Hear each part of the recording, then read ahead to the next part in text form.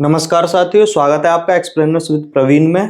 तो फाइनली जिस चीज़ का सबसे ज़्यादा डर था पूरी दुनिया को और जिस चीज़ के लिए उम्मीदें लगाए बैठे थे कि आखिरकार पाकिस्तान में पीस टॉक्स हो रही हैं, शांति समझौता हो जाएगा, तेल का जो क्राइसिस है वो रुक जाएगा, लेकिन दरअसल हुआ इसका जस्ट उल्टा है। क्योंकि देश की सबसे पावरफुल सेना की कमान एक ऐसे सन की बुड्ढे के हाथ में है जो अपने अलावा किसी और की नहीं सुनता।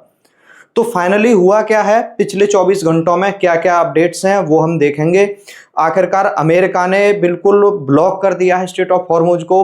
वहां से बिना अमेरिका की अनुमति के कोई जहाज ना जा सकता ना आ सकता। ईरान के जितनी भर बंदरगाह हैं उन सबको एकदम ब्लॉक कर दिया है और सीधी सीधी धमकी दी है कि अगर वहां से कोई आया या कोई गया तो उसको तुरंत उड़ा दिया जाएगा।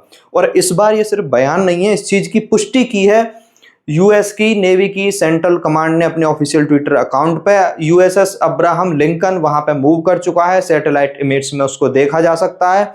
और इस चीज पर तमाम देश और दुनिया के नेताओं की क्या खबरें हैं, क्या उन्होंने अपडेट दिए हैं, क्या उनकी प्रतिक्रियाएं हैं, पूरी दुनिया की नजरें इस घटना पर लगी हुई हैं। क्योंकि पूरे विश्व का लगभग 20 से 25% जो मतलब सी ट्रैफिक है वो वहीं होके गुजरता है, स्टेट ऑफ हॉर्मुज होके। और पूरी दुनिया की एनर्जी नीड्स इस चीज पर टिकी हुई हैं। उसके अलावा सिर्फ ईरान ही नहीं, अन्य खाड़ी देशों से गुजरने वाले जहाज भी, जो अन्य खाड़ी देश जैसे ओमान हुआ, कतर हुआ, अरेबिया हो, वो भी स्ट्रेट ऑफ हॉर्मुज से ही होकर गुजरते हैं। तो इस चीज के क्या मायने हैं ये हम देखते हैं और फाइनली इसका भारत पर क्या असर पड़ने वाला है। अभी तक हम जैसे तैसे एडजस्ट कर रहे थे, हमने तेल कंपनियों के लिए सब्सिडी बढ़ा दी थी, लेकिन हमने आम पब्लिक के ऊपर इस चीज की मार नहीं होने दी थी भारत की सरकार ने। तो अब वो कब तक हम झेल पाएंगे, उसका कितना बर्डन पड़ रहा है, वो सारी चीजें हम एक एक करके देखने वाले हैं। ये आप मेरे पीछे देख सकते हैं, यहाँ पे कतार लगी हुई है जहाजों की जो वेट कर रहे हैं कि यहां से निकलने के लिए जिनको रास्ता चाहिए। लेकिन अमेरिका ने सीधी वार्निंग दे दी है कि स्ट्रेट ऑफ हॉर्मुज अब ब्लॉक हो चुका है, वहां पर उसका पूरा जहाजी बेड़ा, जिसमें करीब करीब 150 से ज्यादा F-35B हैं, 15 से ज्यादा उनके जो नेवल फ्लीट है वो है। उसके अलावा पूरी ताकत झोंक दी अमेरिका ने इसको ब्लॉक करने के लिए। तो एक तरह के कयास ये भी लगाए जा सकते हैं कि अभी तक जो उन्होंने टाइम मांगा था, जो सीज फायर बोल रहे थे, वो इसलिए बोल रहे थे कि अपने जहाजी बेड़ा को, अपनी नेवल फ्लीट को यहां पर मूव कराया जा सके और उसको पोजीशन किया जा सके। तो इसके पीछे एक रीजन ये भी हो सकता है, जैसा मैंने पहली वीडियो में बोला भी था। तो अब यूएस की नेवी ने पूरा मतलब Tehran threatens ports in middle east. तो तेहरान ने बोला है कि अगर आपने इस चीज को ब्लॉक किया, हमारे पोर्ट्स को ब्लॉक किया, तो मिडिल ईस्ट जो पहले से बहुत मार खा चुका है, जो पहले से परेशान है, मिडिल ईस्ट के कंट्रीज को अब तक सबसे सेफ माना जाता था किसी भी मामले में। लेकिन ईरान ने इतनी मिसाइलें दागी हैं कि इस वक्त मिडिल ईस्ट खुद परेशान है कि वो अमेरिका पर भरोसा ना करे। वो अपने डिफेंस इक्विपमेंट्स को डाइवर्सिफाई करने का सोच रहे हैं। वो सोच रहे हैं कि हम किसी और देशों के साथ समझौते करें और देशों से हथियार खरीदें, मतलब सेल्फ डिपेंडेंसी की तरफ जाने का सोच रहे हैं।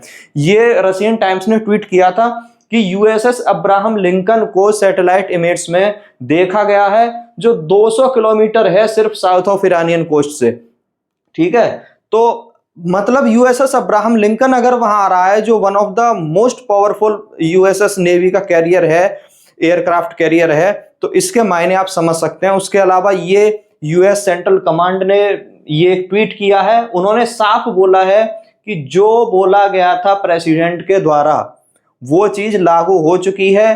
Arabian Gulf and Gulf of Oman अब हमारे कंट्रोल में है। CENTCOM forces will not impede freedom of navigation for vessels transiting the Strait of Hormuz and from non Iranian ports.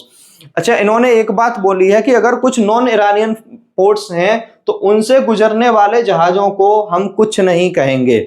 लेकिन एक चीज और बोली है कि उनकी भी चेकिंग की जा सकती है। ये देखो, ये ट्रैफिक मैप है, यहाँ पे कितने जहाज गुजरते थे। ये सब वो पोर्ट्स हैं जो नॉन ईरानियन पोर्ट्स हैं। ये यहाँ पे ईरान के पोर्ट्स हैं, ये नॉन ईरानियन पोर्ट्स हैं। और आप ट्रैफिक की फ्रीक्वेंसी देख सकते हो कि उसके अलावा आप ये चीज देखो, ये सुएज कैनाल है, ये रेड सी, लाल सागर, ये गल्फ ऑफ अडन है जहां पे बाबल मंडप है, ये यमन है। यहाँ पे एक और ईरान का प्रॉक्सी ग्रुप यहाँ काम करता है जिसको हौथी बोलते हैं। तो ईरान ने ये धमकी दी है कि अगर ये युद्ध विराम नहीं हुआ, अगर अमेरिका हमारी टर्म्स को नहीं माना, तो हौथी की मदद से इसको भी रोक दिया जाएगा। उसके अलावा ये यूएई के पोर्ट्स हैं, ये आप देख सकते हो। रशियन टाइम्स की ने मतलब यूएस सेंटकॉम के हवाले से ये दिया है, note to seafarers adds that humanitarian ships with food, medical supplies and other essential goods will also be subject to inspection. अगर कोई जहाज, हमें शक होता है, बेशक वो मेडिकल सप्लाई लेके जा रहा हो, फूड सप्लाई लेके जा रहा हो, उसको भी चेक किया जा सकता है, उसको भी हम चेक करेंगे। ट्रंप साहब ने सीधी सीधी धमकी दी है कि हम उन जहाजों को बिल्कुल खत्म कर देंगे जो ईरानियन पोर्ट से आएंगे या जाएंगे। Trump says Iranian ships that come anywhere close to US blockade will be destroyed. अगर आपका कोई जहाज, ईरान का कोई वेसल, अगर यूएस ने जो नेवल ब्लॉकेड कर रखा है, उन्होंने जो चार दीवारी लगा रखी है, अगर उसके जरा सा भी नजदीक आया तो उसको ये डिस्ट्रॉय कर देंगे। Iran navy is laying the bottom of the sea completely obliterated. 158 ship हैं इस वक्त तैनात अमेरिका के। उन्होंने बोला है कि जो भी शिप नजदीक आया उसको मार दिया जाएगा। अच्छा, कुछ टाइम पहले एक वीडियो वायरल हुआ था ईरान की तरफ से, जिसमें उसके कुछ फास्ट अटैक शिप थे। फास्ट अटैक शिप दरअसल क्या होते हैं कि छोटी नौकाएं होती हैं जिन पर कुछ सैनिक सवार होते हैं, वो बहुत तेजी से आती हैं और निकल जाती हैं। तो इन्होंने, ईरान वालों ने बोला था कि हमारे ये फास्ट अटैक शिप अमेरिका के जहाजों के पास गए और वहां से निकल गए और हम उन्हें धमकी देके वापस आ गए।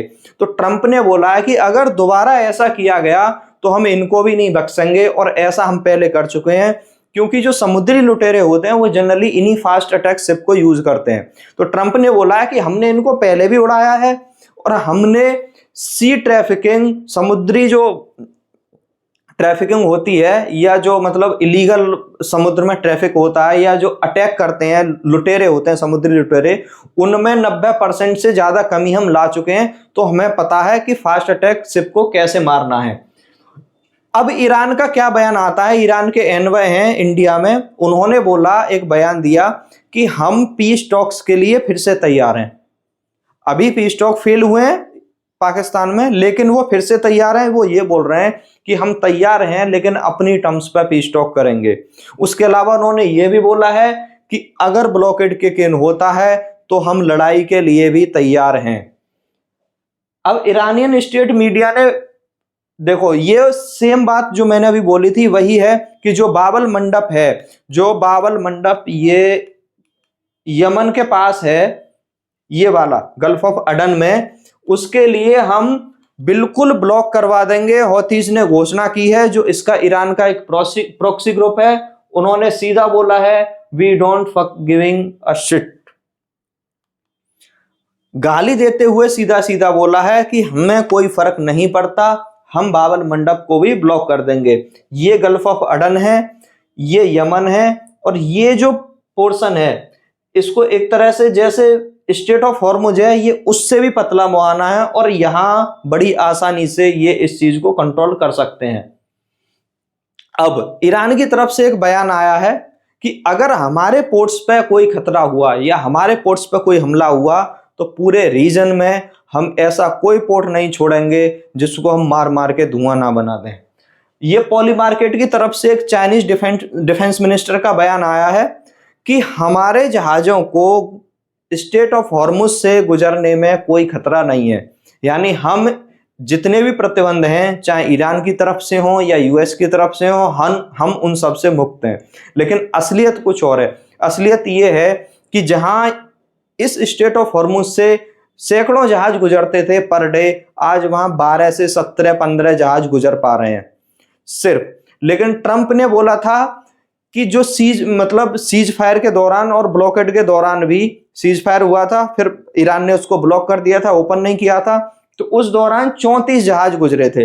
लेकिन ग्रोक ने इस चीज को फैक्ट चेक किया। उन्होंने बोला है, ग्रोक ने, कि 17 वेसल्स ट्रांजिट हुए। हवाला दिया है विंडवर्ड मैरीटाइम का, ये ट्रैक करता है विंडवर्ड मैरीटाइम की कितने जहाज किस रूट से होकर गुजर रहे हैं।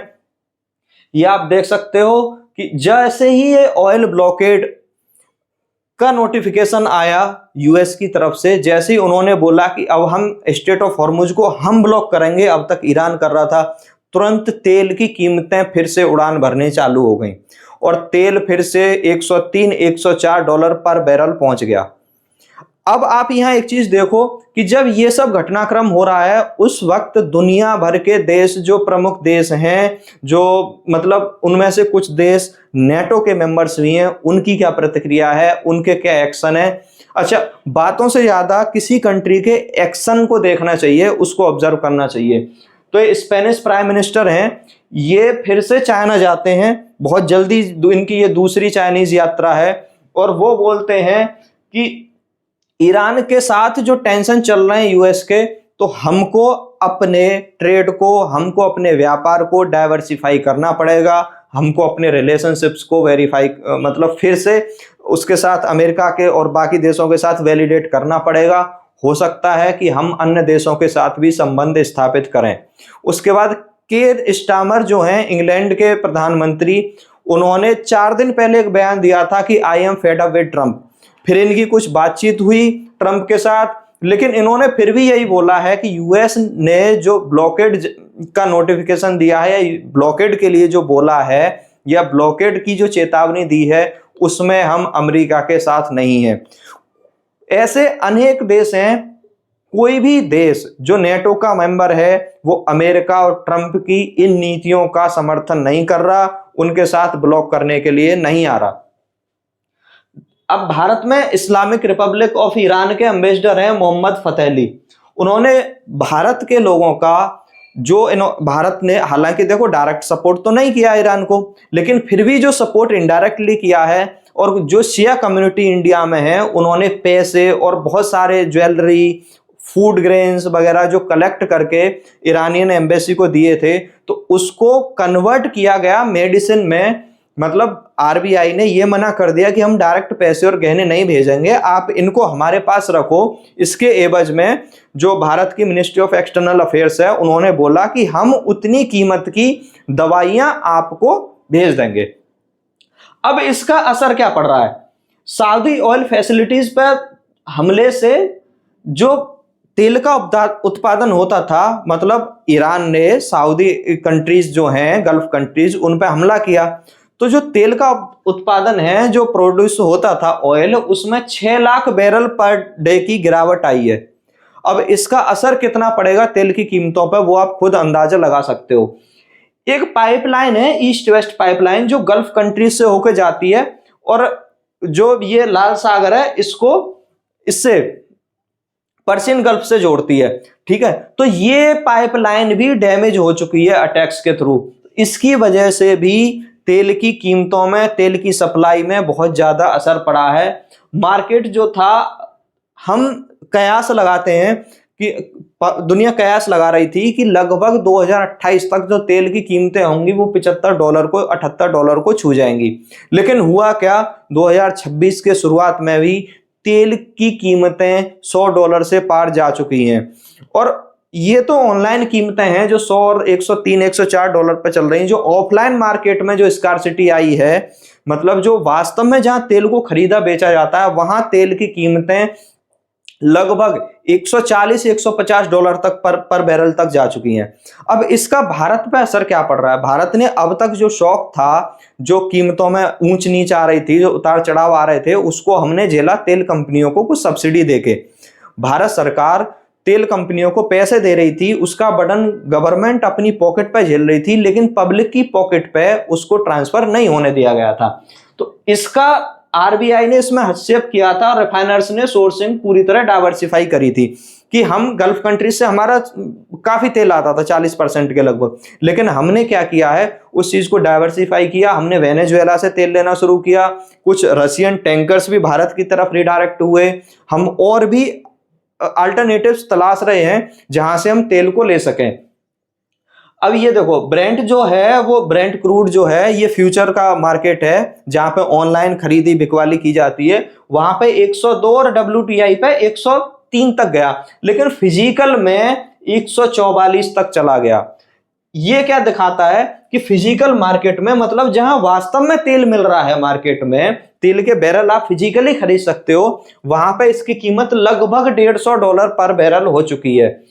हॉर्मुज स्ट्रेट लगभग बंद है, जहां 130 जहाज गुजरते थे वहां सिर्फ 17 जहाज हैं। और अमेरिका की धमकी के बाद तो ये संख्या और भी घटने वाली है। सीज फायर बोला था कि हो जाएगा, उसकी वजह से तेल की कीमतों में थोड़ी सी गिरावट आई थी, लेकिन वो फिर से सीज फायर नहीं हुआ। उल्टा अब अमेरिका ने और बोल दिया कि हम अब तक ईरान ब्लॉक कर रहा था, अब हम भी ब्लॉक करेंगे। तो कुल मिलाकर ये है कि दो पावर जो वहां पे कंट्रोल रखती हैं वो दोनों ही ब्लॉक करने को घूम रही हैं। तो आखिर ट्रैफिक चलेगा कहां से? इस चीज का फर्क जो तेल की कीमतों में उतार चढ़ाव आ रहा है, उसका फर्क सिर्फ तेल तक ही सीमित नहीं है। वहां के बाकी व्यापार भी गुजरता था, वहां के फूड ग्रेन्स के जहाज भी गुजरते थे, वहां के फर्टिलाइजर के जहाज भी गुजरते थे, क्योंकि गल्फ कंट्रीज में फर्टिलाइजर का भी काम होता है।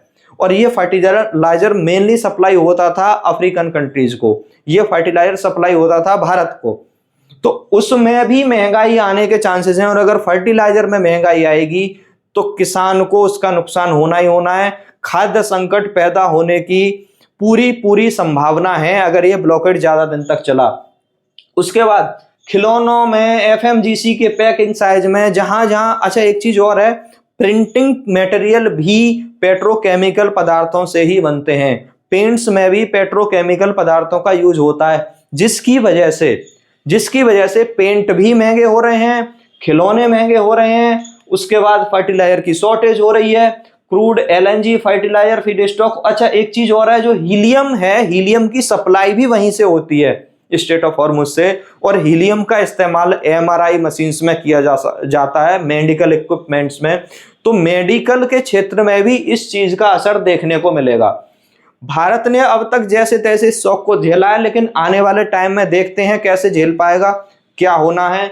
अब आप ये इसका पूरा चार्ट देख सकते हो कि आखिर ये लूप बन कैसे रहा है। तेल के दाम बढ़ेंगे तो इंपोर्ट बिल बढ़ेगा, भारत को अपनी जेब से ज्यादा डॉलर खर्च करने पड़ेंगे तो रुपया और कमजोर होगा। तब व्यापार करेंगे, तेल खरीदेंगे तो तेल हम डॉलर में खरीदेंगे, हमें डॉलर खरीदना पड़ेगा, डॉलर खरीदने के लिए हम रुपया बेचेंगे, जिसकी वजह से रुपया कमजोर होगा।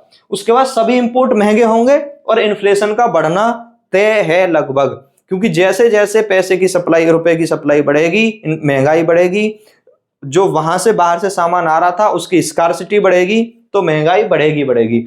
और ये एक लूप है, ठीक है, ये एक लूप है जो लगातार बन रहा है, जिसकी वजह से आने वाले टाइम में हमें और क्राइसिस देखने को मिलेगा अगर वर्ल्ड कम्युनिटी ने इस पर प्रोएक्टिवली काम नहीं किया।